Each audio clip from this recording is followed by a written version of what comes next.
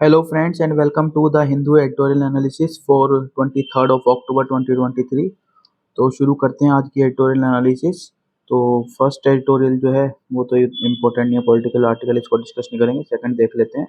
The ascent begins, ISRO has started a crucial phase of its human space flight mission. तो ये सबको पता होगा, गगनयान का जो फर्स्ट टेस्ट फ्लाइट थी, जो TVD-1 है, उसको जो है वो सक्सेसफुली जो है कंडक्ट किया गया। और जो फ्लाइट थी, it was tested the CE's ability to protect the crew in case the rocket malfunctioned and collected data via sensors to inform future test। तो इसके बारे में तो हमने बता दिया था टेस्ट फ्लाइट के बारे में। बाकी इसका जो टेस्ट क्या किया गया था वो यही था कि जो क्रू एस्केप सिस्टम है उसकी एबिलिटी को देखना था कि वो क्या क्रू को बचा पाएगा या नहीं बचाएगा, अगर इमरजेंसी उसको वहाँ से क्रू को एस्केप करना पड़े तो हालांकि इसमें काफ़ी सारे चेक्स बैलेंस हुए, थोड़ा डिले भी रहा। और ये जो चेक बैलेंस है वो एक्सपेंसिव है, लेकिन ये है कि अगर ये करेंगे, ये रखेंगे, जो ग्रेटर कॉस्ट हो सकती है बाद में वो प्रिवेंट की जा सकती है। तो इसको ऐसे इस तरीके से मतलब जस्टिफाई किया था। और लास्ट वीक जो हमारे प्राइम मिनिस्टर जी हैं उन्होंने ये भी बोला था कि इसरो जो है वो ह्यूमंस को चांद पर भेज देगा 2040 तक। लेकिन जो रिक्विजिट फाइनेंशियल सपोर्ट है, तो ये जो है बहुत टाइट डेडलाइन इसको मान के चली है। लेकिन जिस फास्ट रेडिएशनेस और के साथ काम चल रहा है, और जो कंटेम्प्रेरी जियो पॉलिटिक्स है उसके हिसाब से देखें तो जो रिटर्निंग टू द मून, जो मतलब मून चांद तक पहुंचने का जो ह्यूमन मिशन है वो नॉन नेगोशिएबल नहीं है, मतलब पहुंचा जा सकता है। और फॉर्चुनेटली ये भी बताया कि जो गगनयान है इसरो का, वो इंडिकेट उसने किया कि how a balance can be struck, plan ahead, boost local manufacturing, test exhaustively and launch when ready. तो इन सब चीज़ों की वजह से ये है कि फॉर्चुनेटली ये सब चीज़ें हैं, तो इंडिकेट करता है कि हम जल्दी ही जो है अपना वो जो अचीवमेंट्स हैं जो हमने डिसाइड किया है वो हासिल कर सकते हैं। ठीक है, आगे देखते हैं। आज का जो लीड आर्टिकल है, that is the court's no fundamental right to marry is wrong. तो यहाँ पे ऑथर ने जो अपना पर्सनल यहाँ पे व्यू दिया वो दिया कि जो सुप्रीम कोर्ट ऑफ इंडिया की जो लाइन थी with respect to same sex persons that there is no fundamental right to marry is incorrect, ये उन्होंने बताया। यहाँ पे उन्होंने काफी सारे जजमेंट्स को भी हाईलाइट किया है। और जो UDHR है, जो universal declaration of human rights है, उसका भी यहाँ पे जिक्र किया है कि इंडिया जो है उसका सिग्नेटरी है। और जो आर्टिकल 16 है UDHR का, जो 1948 में आया था, ये प्रोवाइड करता है कि man and women of all full age without any limitation due to race, nationality or religion have the right to marry and to found a family।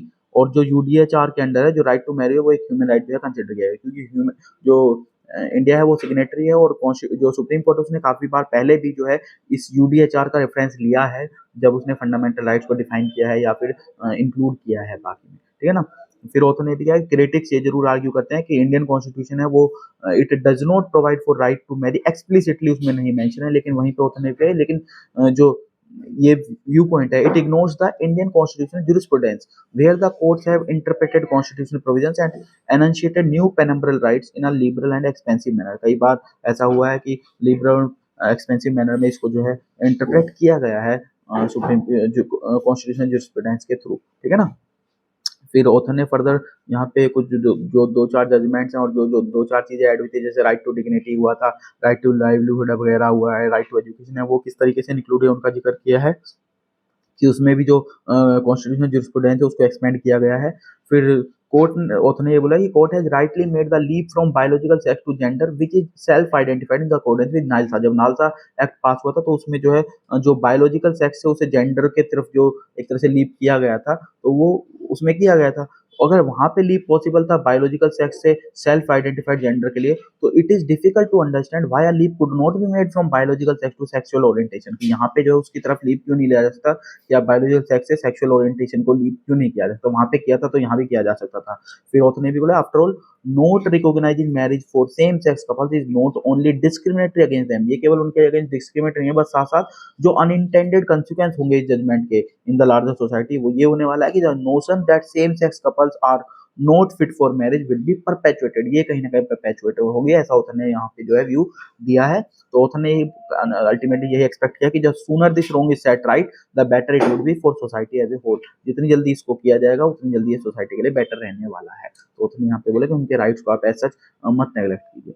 फिर next is restoring the ecological health of the Himalayas. तो हिमालय जो recent Sikkim, Himachal Pradesh, Uttarakhand में जो आपने devastation इस साल जो आया, एनवायरमेंटल डिवास्टेशन, फ्लड्स आई हैं, ठीक है ना, या ग्लोफ हुआ है, लेक आउटबर्स्ट देखने को मिला था, वो सब तो उसी के कॉन्टेक्स्ट में यहाँ पे लिखा है कि इन सब इंसिडेंट्स ने एक तरह से जो डिबेट थी कैरिंग कैपेसिटी रीजन्स की, उसको फिर से रिनोवेट कर दिया है, फिर से ये डिबेट जो है लाइमलाइट में आ गई है। तो सबसे पहले कैरिंग कैपेसिटी को समझते हैं, डेफिनेशन प्री में काफी बार पूछते हैं। तो कैरिंग कैपेसिटी किसी रीजन की, it is based on the maximum population size that an ecosystem on environment can sustainably support over a specific period without causing significant degradation or harm to its natural resources and overall health। बिना natural resources और overall health पे significant degradation के जो भी वो support कर सकता है स्पेसिफिक पीरियड में पर्टिकुलर साइज ऑफ पॉपुलेशन को, उसको उस रीजन की कैरिंग कैपेसिटी जो है बोला जाता है। ये क्रूशियल है in understanding and managing the balance between human activities and the preservation of the natural ecosystems to ensure long term sustainability. Long term sustainability को एंश्योर करने में जो है इसका क्रूशियल रोल है, और जो बैलेंस है ह्यूमन एक्टिविटीज और प्रिजर्वेशन के बीच, उसको अंडरस्टैंड करने में और मैनेज करने में ये क्रूशियल रोल जो है प्ले करती है कैरिंग कैपेसिटी। तो बहुत सारे इनिशिएटिव्स जो है यूनियन गवर्नमेंट के द्वारा चलाए गए हैं regarding overall development in the IHR Indian Himalayan region जो है उसमें आप ध्यान रखेंगे national mission for sustaining the Himalaya ecosystem 2010 में आया था। उसके बाद Indian Himalaya climate adaptation programme चला, फिर सिक्योर हिमालय प्रोजेक्ट है, और जो रिसेंट गाइडलाइंस थी carrying capacity in the IHR वो जो जनवरी 30 2020 में सर्कुलेट, तो ये सारे के सारे प्रोग्राम्स या फिर इनिशिएटिव थे जो यूनियन गवर्नमेंट ने चलाए थे इस रीजन को मेनली बेसिकली सस्टेनेबली डेवलपमेंट करने के लिए या सिक्योर करने के लिए, ठीक है ना। सुप्रीम कोर्ट को क्या इंश्योर करना चाहिए, यूथ ने क्या बोला, तो जो फेलियर है जो पास में अगर देखेंगे वो दो मेजर दो रीजन है उसके जो इस वजह से फेलियर दिखा था। पहला तो ये कि जो रिकमेंडेशंस मेड की गई थी मिनिस्ट्री के द्वारा इन्फॉर्मिंग सच ग्रुप्स वो कहीं ना कहीं फ्लॉड थी, और दूसरी the same set of people responsible for the havoc and devastation in the mountains are now being made responsible in finding solution। उन्हीं लोगों को आप सॉल्यूशन फाइंड करने के लिए बोल रहे हैं जिन्होंने ये जो हैवोक क्रिएट किया था, मतलब जिन्होंने एक तरह से डिवास्टेशन के रेस्पॉन्सिबल थे, उन्हीं को आपने उसमें रखा था, वो क्या सॉल्यूशन फाइंड करें, दूसरा उसने सजेस्ट किया बताया है। तो जो सजेशन दिए वो ये है कि जो फोकस होना चाहिए वो होना चाहिए सस्टेनेबल डेवलपमेंट के ऊपर that encompasses larger canvas of carrying capacity and the process should be people centric. जो प्रोसेस है वो पीपल सेंट्रिक होनी चाहिए, वहाँ के पर्टिकुलर जो है अफेक्टेड पर्सन है जो पॉपुलेशन है उससे को आप उससे आप डिस्कस कीजिए, उसको आप इन प्रोग्राम्स में लेके आइए और उनके के साथ जो है एनालिसिस कीजिए, उनका क्या व्यू पॉइंट है वो सब आप कंसिडरेशन में लीजिए। जो दूसरी चीज है कि जो एंटायर रीजन है वो फोकस होना चाहिए टॉप कोर्ट का। सस्टेनेबल पॉपुलेशन जो हिमालयन स्टेट्स है वो फोकस होना चाहिए, जो कैरिंग कैपेसिटी है सस्टेनेबल पॉपुलेशंस की और जो डिफरेंट हिमालयन स्टेट्स वो जो है वो फोकस में होना चाहिए, ठीक है ना। एक्सपर्ट कमेटी जो बनाई गई है उसको जो है वो सिर्फ ब्यूरोक्रेटिक या टेक्निकल ग्रुप नहीं होना चाहिए, वो जो है वो पीपल सेंट्रिक होनी चाहिए, और जो सिटीजन है वहाँ का उनका एडिकेट रिप्रेजेंटेशन हो एटलीस्ट 1/3 जो है सजेस्ट किया वो की लोकल पंचायत और जो अर्बन लोकल बॉडीज है वहाँ की उनके लोग वहाँ पे उसमें होने चाहिए। तो यहाँ पे अल्टीमेटली ऑथर ने बहुत अच्छा कंक्लूजन एक लाइन का दिया है, engage with the people and build sustainable solutions. ये जो है ये वे फॉरवर्ड रहना चाहिए यहाँ पे कि एंगेज करें। आगे देखते हैं और क्या इम्पोर्टेंट है और जो ओपिनियन में आए, a massive intelligence failure in Israel. तो ये बेसिकली कॉन्टेक्स्ट ये है जो स्केल और कॉम्प्लेक्सिटी रही है अटैक की जो अक्टूबर 7 को जो हमास ने किया था, it indicated that Hamas had been planning it meticulously for months. ऐसा उन्होंने बोला है कि ये काफ़ी टाइम से जो है इसकी प्रिपरेशन चल रही थी। तो उन्होंने यहाँ पे वही बताया कि कहीं ना कहीं जो इसराइल क्लेम कर रहा था कि उसके जो इंटेलिजेंस है वो काफ़ी अच्छा है, वो कहीं ना कहीं उसमें लूप होल्स एक तरह से ढूंढे गए हैं। Israel's formidable array of electronic sensors और surveillance system along with border did not work। पहला तो वो नहीं बोला रीजन। दूसरा ये जो फेलियर है it is being attributed to the high order of communication security practice by Hamas which presumably avoided the use of phones and other forms of digital communication that are susceptible to interception। तो ये सारे precautions उन्होंने मतलब एक तरह से लिए हैं हमास ने, तब ये अटैक किया है, इससे ये एक तरह से इंडिकेशन मिलता है। फिर ऑथर ने ये भी बोला है कि जो मोस्ट सीरियस चार्ज है जो फेलियर का जो है इसका ये जो फेलियर देखने को मिला है इनका इंटेलिजेंस का या सर्विलांस का, it pertains to the weakening of institutions and the politicisation of intelligence. दोनों चीजों को उन्होंने बताया कि एक तो जो इंस्टीट्यूशंस है सर्विलांस के या इंटेलिजेंस के वो कहीं ना कहीं वीक होते हुए दिखे हैं, और साथ साथ जो इंटेलिजेंस का पॉलिटिसाइजेशन जो देखने को मिला इसराइल में कि कुछ जो राइट विंग के ग्रुप्स वगैरह हैं वो हमास की तरफ ज्यादा एक तरह से या पैलेस्टीन की तरफ एक तरह से ज्यादा झुकाव उनका दिखा, वो भी रीजन हो सकते हैं, ठीक है ना। तो फिर ऑथर ने यहाँ पे हाँ ये इसने हमास के काफी सारे ऑब्जेक्टिव यहाँ पे बताया कि ये जो अटैक किया गया था उससे क्या अचीव करना चाहते थे। यहाँ पे ऑथर ने बहुत सारे क्वेश्चंस पूछे हैं कि क्या ये वर्ल्ड को फिर से रिमाइंड दिलाना था कि पैलेस्टीन का जो इशू है वो दोबारा से याद दिलाना चाहते थे, ठीक है ना, या फिर ये जो रिट्रीब्यूशन है पेन का वो जो इन्फ्लिक्ट किया गया इसराइल के द्वारा पैलेस्टीन पे उसको जो है वो बताना चाहते थे, या ये पंक्चर करने के लिए था, जो मिथ है कि इसराइल जो इनविंसिबल है उसकी, वो जो मिथ है उसको पंक्चर करने के लिए एफर्ट किया गया था। या ये जो ऑपरेशन था ये इसलिए जो रिसेंट मीटिंग हुई थी लेबनान में रिप्रेजेंटेटिव्स ऑफ हमास और हिजबुल्लाह और ईरानियन ब्रिगेडियर इस्माइल कानी की, वो उसको एक तरह से ग्रीन लाइट का सिग्नल दिखाने के लिए ये अटैक था क्या, ठीक है ना। या फिर ये जो एक्सक्लूसिव हैंडीवर्क है हमास का, जो हार्ड लाइनर्स है वहाँ पे, वो जो इनको लीड कौन कर रहे हैं, मोहम्मद दियाब अल नसरी और याह्या सिनवार उनका।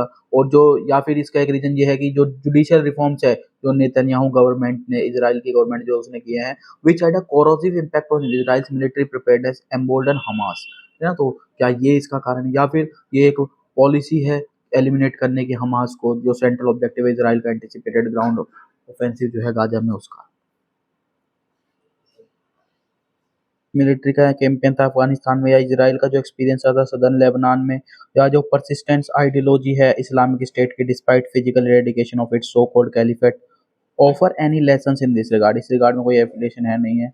तो ऑथर ने यहाँ पे जो ये बोला है कि ये जो डेफिनेट आंसर्स हैं इन क्वेश्चंस के, वो सिर्फ तभी मिल सकते हैं टाइम के साथ में, पॉसिबली जब फुल फ्लेज्ड इंक्वायरी होगी इसराइल में इन सब क्वेश्चन से रिलेटेड, इन सब चीज़ों से रिलेटेड, तब ये आंसर मिल पाएंगे। तो ऑथर ने यहाँ पे फाइनली कंक्लूड ये किया कि एट मोर फंडामेंटल लेवल, जो लेटेस्ट आउटब्रेक है वायलेंस का, it reminds us yet again that intractable conflict steeped in decades of bloodshed can be resolved only through negotiation and dialogue between the parties concern. जब तक आप जो party concern है उनके बीच में डायलॉग या नेगोशिएशन नहीं करेंगे, तो कोई भी जो ये कॉन्फ्लिक्ट है उनका आप सॉल्यूशन नहीं कर पाएंगे, ना ही ये ब्लड शेड जो इतने सालों से चलता आ रहा है डिकेड से, वो रुक पाएगा, ठीक है ना।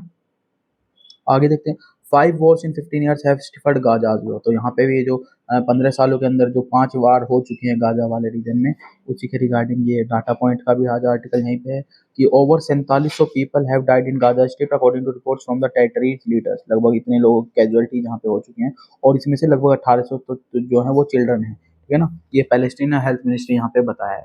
गाजा स्ट्रिप बेसिकली आपको हमने पहले बताया था क्या है, ये पैलेस्टीन टेरिटरी है और इजरायली ब्रोकेड के अंडर में है ये सिंस 2007, और ये हमास इसको जो है गवर्न कर रहा है, which has engaged in war with Israel 5 times in the last 15 year. पिछले 15 सालों में 5 बार जो है इजराइल के साथ हमास का जो है वो कॉन्फ्लिक्ट हो चुका है, वार हो चुकी है।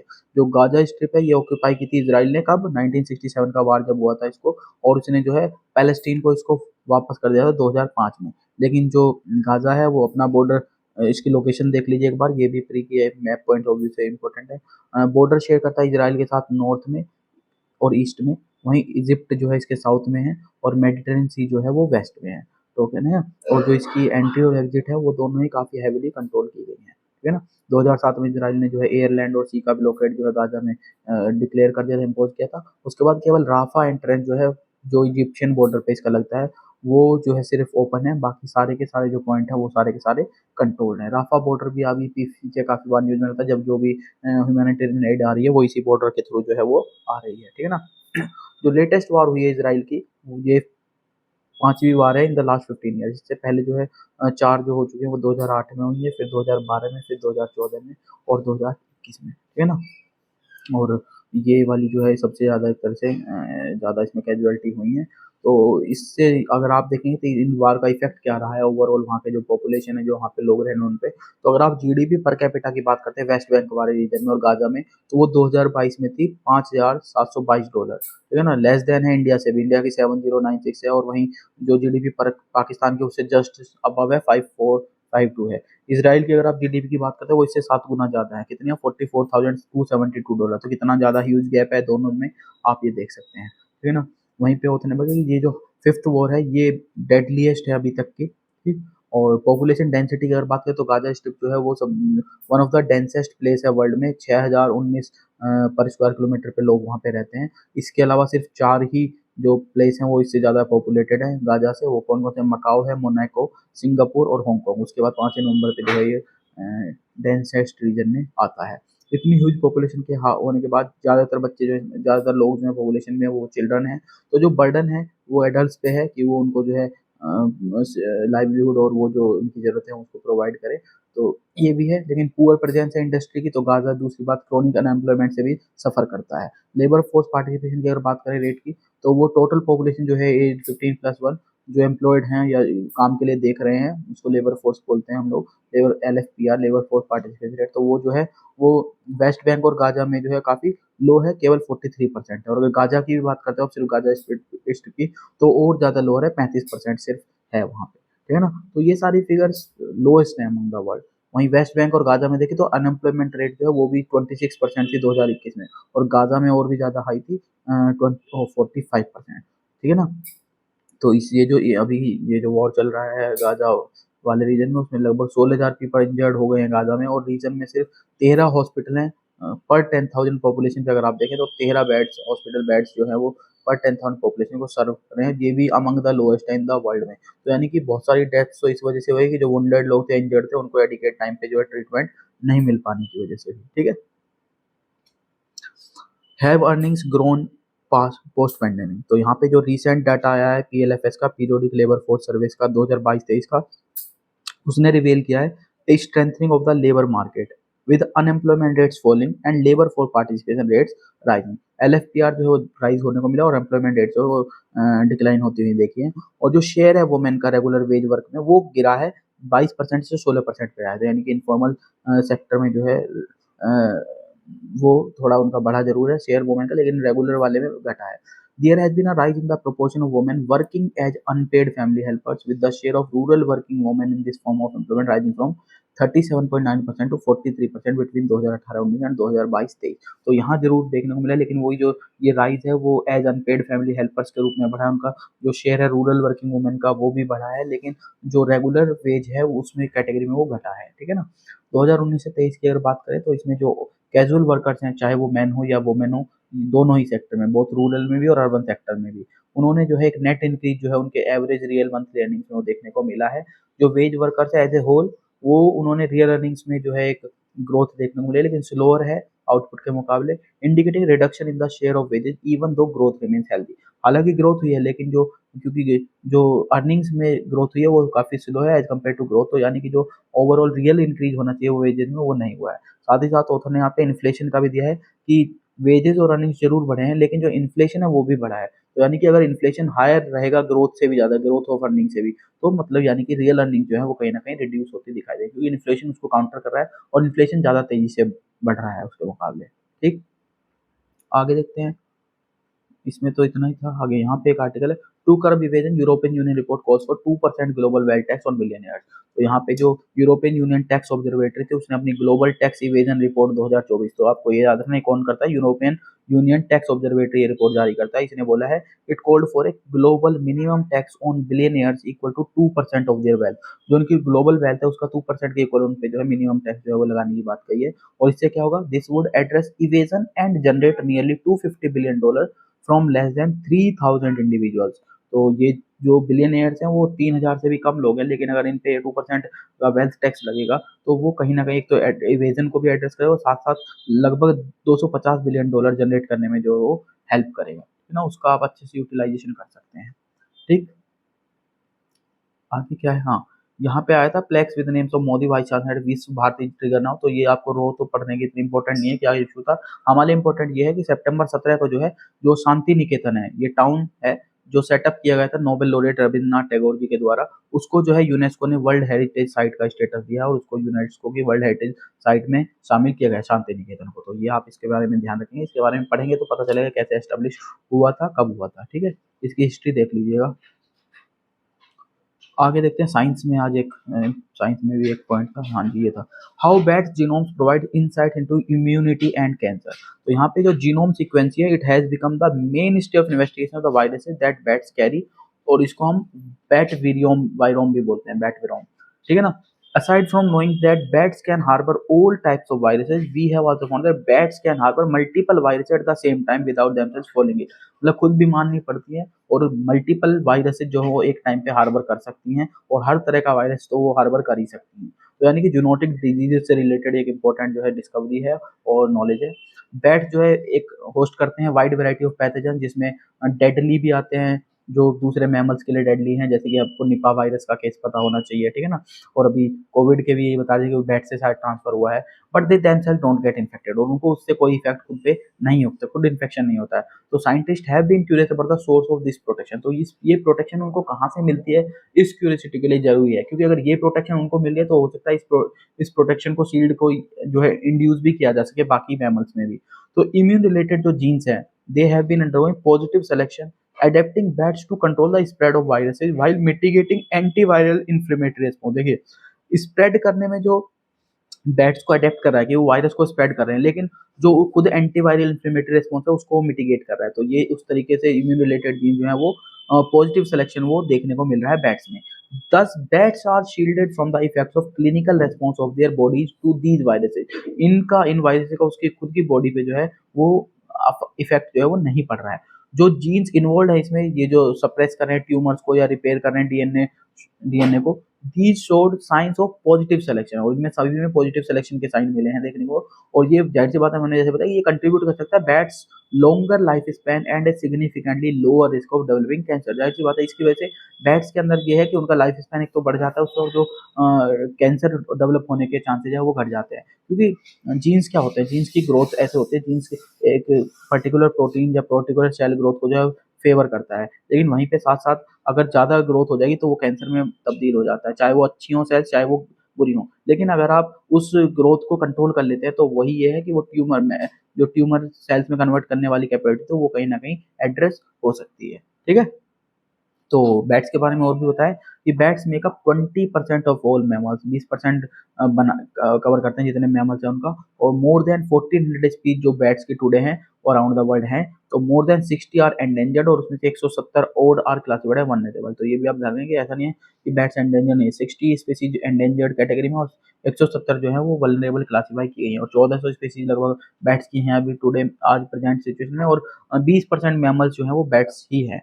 जो रैपिड डिफोरेस्टेशन हुआ है, इकोलॉजिकल डिग्रेडेशन देख लीजिए, या जो ज़्यादा से ज़्यादा अनफेवरेबल ह्यूमन एनिमल इंटरेक्शन देखने को मिल रहे हैं, तो उसकी वजह से ये तो एक्सपेक्टेड है कि जो जूनोटिक डिजीजेज हैं वो फ्यूचर में उनका आउटब्रेक जो है वो ज़्यादा बढ़ता हुआ देखने को मिल सकता है। जैसे मैंने निपा वायरस का आउटब्रेक बताया था केरल में, कि over the last few years ये एक एग्जाम्पल है जहाँ पे हमें ये देखने को मिलता है। साथ ही साथ मार्बर्ग डिजीज का भी बोला, इबोला वायरस का अफ्रीकन कंट्रीज में होता है, तो उसने यही बताया कि इस हिसाब से अगर आप देखें तो इन सब के चलते जूनोटिक डिजीज का फ्यूचर में बढ़ने के चांसेस ज़्यादा हैं, ठीक है ना। तो this is it regarding today discussion. Hope आपको ये डिस्कशन अच्छा लगा है। अच्छा लगता है तो आप वीडियो को लाइक कर सकते हैं और चैनल को शेयर सब्सक्राइब कीजिए। Thank you.